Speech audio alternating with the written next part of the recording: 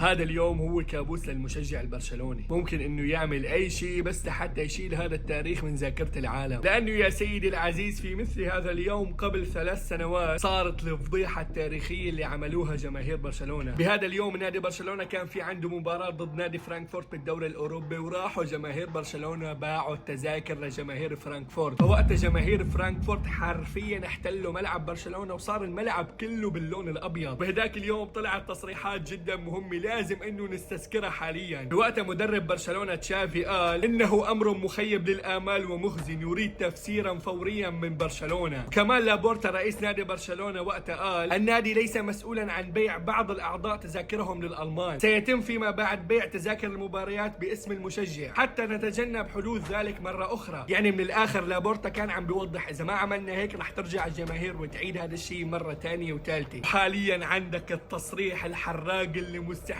يشوفوا اي مشجع برشلونة وما يحس النار عم تطلع من راسه. بوقتها حساب نادي فرانكفورت نشر مين اللي راح يهتم بالغاء قاعدة الهدف بهدفين خارج الديار وانت عم تلعب المباراتين على ارضك، فشو راح يهمك هذا الموضوع؟ اقسم بالله تصريح حراق. وهلا يا كبير انزل على التعليقات واعمل له منشن لصديقك البرشلوني، قل له تعال شوف جماهير فريقك شو كانت عم تعمل قبل 3 سنين. وبالنهاية اوعك تنسى اللايك والفولو يا كبير، وهلا مدريد ولاك.